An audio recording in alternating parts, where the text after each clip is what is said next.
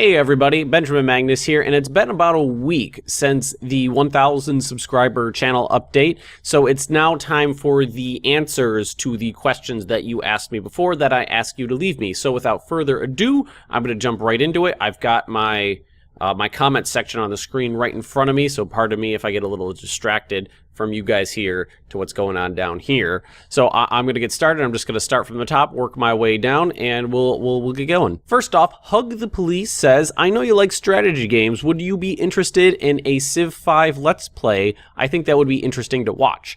Now, I'm a little on the fence with Civ 5. I love Civ 5, don't get me wrong. I've played the shit out of that game, but I tried a very, very brief, what was it called? What the hell was that last Civilization game called? Beyond Earth? Now, it may have been because Beyond Earth sucked really bad, but I had a lot of trouble keeping a good commentary going with a turn-based game like that. So I might do a Civ 5 Let's Play. I've been playing with that idea, but I can't guarantee it's going to happen because if I can't keep good commentary going, then I'm not going to make a full series out of it. Because think about it. Most of you guys watched Crusader Kings 2. I'm 183 episodes into that right now. Would you guys have watched 183 episodes if it was dead air all the time? All right, next on the list is Martin Spartan. Martin Spartan asks, let's see here. How long did it take you to learn to play EU4? Well, EU4 I found to be by far the easiest Paradox, grand strategy title that I've tried to play. EU4 probably took me 2 solid weeks of playing for about an hour a day, so 15 hours before I felt like I had a really good grasp on the game and I knew how to play it. If we're talking about Crusader Kings 2, I still don't know how to play that game. You guys can attest by watching me every single day. I still make mistakes. Crusader Kings 2, I would say if EU4 took me 15 hours, I would say Crusader Kings 2 took me 100 hours. It was so there's so much more to CK2 than EU4. EU4 is very simplistic in relation to other Paradox games. Now, Hearts of Iron 3, I think that's probably, even though it's a kind of a wreck in my opinion, it's still buggy. There's still tons and tons of information and strategies in the game and concepts buried under layer and layer and layer of stuff that you never even use because it's so hard to get to and the user interface is not that good. But hopefully that'll all be fixed in Hearts of Iron 4, which I will 100% be playing on this channel. Hearts of Iron 3, I would say probably was split the difference between that. Maybe 40 hours of gameplay, 50 hours of gameplay. I felt like I had a good grasp on how to play that game. All right, next on the list, viewer More Dokku, if I'm pronouncing that correctly, has a couple questions. Will you make videos from Cities, Skylines, or Tropico 4 or 5? And he also says the series on Caesar 4 was very enjoyable. Caesar 4 is a city builder from back in 2005, I think. I have a small series on that. You can go back and check that out if you like. As of the time of this recording, I have started a Let's Play on Cities, Skylines, and I have tentative plans to keep it going in maybe 45-minute long episodes, 3 or 4 days a week for the near future. So yes, City Skylines, Tropico, no. I actually didn't like Tropico that much. I like Tropico 2 and 3. 4 and 5, not so much, honestly. He also asked, will you be making series on RPGs? The answer is short-term, no. Long-term, yes. Right now, I have time for 2.5 episodes a day of content to create. As the channel gets bigger, I plan on adding more content. My goal for the end of the year is to be doing 4 series a day. I would really love that, but that would require my channel to grow a good deal larger than it is right now. So RPGs, it's probably not going to happen in the next 6 months. It probably will happen in the next year. I really do enjoy RPGs, but I just don't feel like I have the time for that right now. If I did one right now, it would mean I'd have to cut out one of the grand strategy titles, and I'll probably talk about it more in the future. If the viewers are really dying to see some RPG and they're willing to take and I could take I don't know, EU4 off for a few months at a time, then sure, I'll do it, but probably won't be for a little while. Okay, next question. Chrono Marine says, when are we starting that co-op EU4 game? Again, it's kind of like the RPG thing. I don't have a lot of time. Right now, I'm working 50 or 60 hours a week, and the channel takes up about 20 plus hours a week to keep it going, recording, editing, social networking and all that stuff. So right now I just don't have the time, and I'm really sorry about that, guys. I really want to do community playthroughs, but I just do not have the time right now. Ty Gamble asks, what country have you enjoyed playing the most in Europa Universalis 4? And I think the answer is actually pretty easy to come by, and that's Poland. I'm of Polish ancestry, and anybody who knows any Polish people knows that Polish people are ridiculously proud of their heritage. So whenever I do a Poland Let's Play, I always have a lot of fun with it, because it's also a really unique starting location. You can do a lot of really interesting things with the country because it's sandwiched in between Orthodox and Catholic, and then the Protestant Reformation happens over to one side, and you've got the Ottomans right down here. So there's a lot of places you could expand to. I've even done a colonial Poland, which was really fun. It's a lot of opportunity to go do different things, so every playthrough is really different. That's why I enjoyed playing as Poland so much. Now, next one's not really a question, it's more of a comment. Marcel Rosicki, I'm going to go with, says, after you play EU4, try Vicky 2. I've never played Vicky 2. I do not own Vicky 2. Next time it goes on sale on Steam, I'll pick it up for a couple bucks. I'll learn to play it, and you guys can pretty much count on a Vicky 2 series in the future. It might not be for a few months, but I would really love to play Victoria 2. It sounds really fun. It's a Paradox Grand strategy game. How could I not love it? Thompson9099 asks, what's the most fun series you've done, and what is your favorite video game? I think right now my favorite series is Roma Surrectum. It's kind of, it's what grew my channel. My channel's about 7-8 months old now, 7.5 months, I think, and it's been going for 6 months. So it's basically been there the entire time. I have a lot of fond memories from playing CK2 Roma Surrectum. I'm a huge Roman history nerd, so rebuilding the Roman Empire from scratch and, restoring the old, Trajan borders of the empire has been really fun for me. So I'd have to go with that. Roma Surrectum, by a landslide, has been the most fun I've had with the series on this channel. And for the what is your favorite game portion of that comment, I took a look through my Steam library and through my old hard copies of games, and I think I've come up with a pretty solid answer, and that is Rome Total War, the first one. The one that came out in the early 2000s. I think it was 2003 or something like that.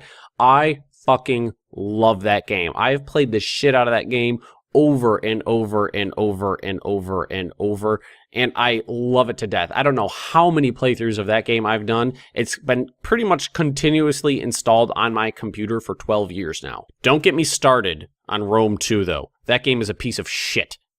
It does not deserve the name Total War. That game is not worth playing. I pre-ordered it, and I will never pre-order another game for as long as I shall live because of Rome 2 and how terrible the release of that game was and how disappointing it is overall. Which is why I think part of the reason I hate Rome 2 so much is because I love Rome 1 so much. So I was just, even though the game is honestly is mediocre, because of how much I love Rome 1, I hate Rome 2 that much more. Papercut City wants to know, what is the most abnormal thing about my cat? You've seen Dinah in a couple. You probably heard her a lot walking around on my desk, and you saw her in the 1,000 subscriber special. I think the weirdest thing about that cat, and all cats are kind of weird, but this one, she will only drink filtered water out of an 8-ounce drinking glass. Actually, if I move the camera a little, you can't really see it.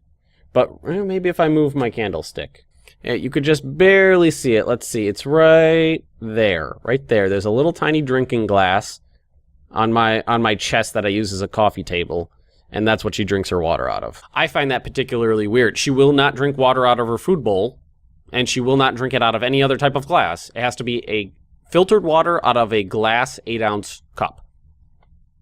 I don't know why. Zach Burke asks, will you ever do a new EU4 series on Mongolia? And the answer is, I don't know. Probably. The EU4 series only take about 2 months to get through, so in a year I could easily do half of a dozen EU4 series. So chances are Mongolia, if other people want to see it, will get none. Most of the times when I'm going to be doing a new series, I'll hold a little vote, see what the most popular opinions are, and probably go with those. So if a bunch of other people want to see Mongolia, we'll do Mongolia. He also asks, do you like Call of Duty or Battlefield? And the answer is no. I liked Call of Duty back when Call of Duty was Call of Duty, when it was a PC-only title. Call of Duty 1 with its expansion packs, and Call of Duty 2 when it was a World War II shooter that was built around like squad-based combat, not really squad-based, but, you know, team-based combat. You know, you weren't a one-man army. There was a lot of other people around you. I found those games to be amazing. I played the hell out of them. When it moved to consoles and went to Modern Warfare, I feel the games kind of sucked. Call of Duty and Battlefield are kind of what I feel is like one of the worst things about the video game industry these days, and that's pandering. Pandering to the masses. Pandering to the masses every November. You take the exact same game, crank up the fidelity the tiniest little bit, and add in, you know, reduce the size of the maps, reduce the sizes of the servers, and just pander to the masses to sell your games for Christmas every single year. You crank out the exact same thing. Hate it. Absolutely hate it. I mean, just take an extra year. Really, you know, innovate. Make something new. Do something different. Why make the exact... I don't understand why people buy it.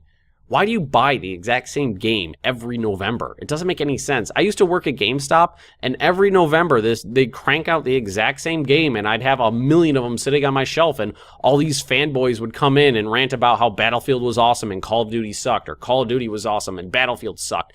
And they were just... Oh, God. Don't get me started. No, I don't play them. I like the old ones a lot. I still have the hard copies of the old ones, but no, the new ones, they don't do anything for me. Klaus, 1386, is that right? 1386, asks, what was your first computer strategy game? Now, that's kind of a hard one. I remember playing computer games for basically my entire life, and like the first, I don't know, strategy game that I think I can remember was called Battle of Britain. And it was basically just a small, it was on an old Mac. It was just a small map of England with air bases dotted around it, and you controlled squadrons of planes. And you through Ultra, which was the British decryptions of German codes, and through primitive radar, you could, you know, see where the incoming bombing raids were coming from, and you would strategically send out your squadrons to intercept those bomber formations. And there was no actual combat. It was just looking at a map.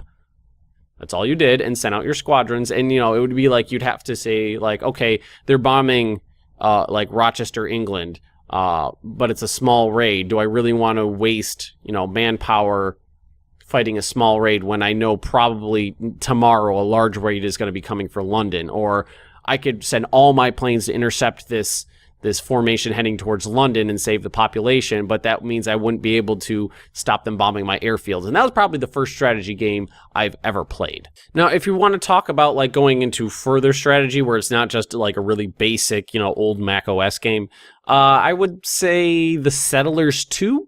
I had that at a really young age, the Settlers 2. I still love that game. That game is awesome. I might actually play that for the channel sometimes. And I played, and if you go a little bit further on, Age of Empires. So, I mean, that's like going slowly up through my childhood. But those, you know, Age of Empires is definitely, you know, strategy, and Settlers was a bit of a strategy game. But if you want to go all the way back, Battle of Britain. Look it up. You might be able to find it. Battle of Britain. Archangel Mike asks, tell us the secrets of Disney. Tell us if the rumors are true. All right, I think the coast is clear. I will tell you everything that you want to know.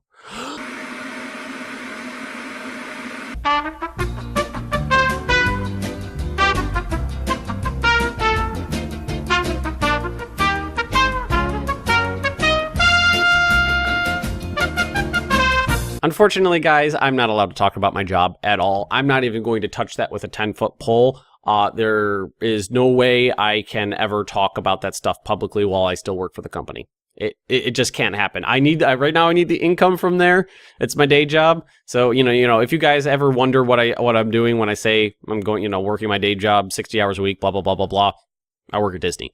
If I missed anybody, I do apologize. I don't think I missed any questions. I think I got them all. I went down the whole list pretty thoroughly. If you have any more questions, just drop them on this video. Maybe I'll keep the series going a little bit longer if enough people have enough questions. So if you've enjoyed this, just drop me a like. Leave me those comments right down below. And if you're interested in more of anything from Benjamin Magnus, just subscribe to my channel, and I'll see you next time.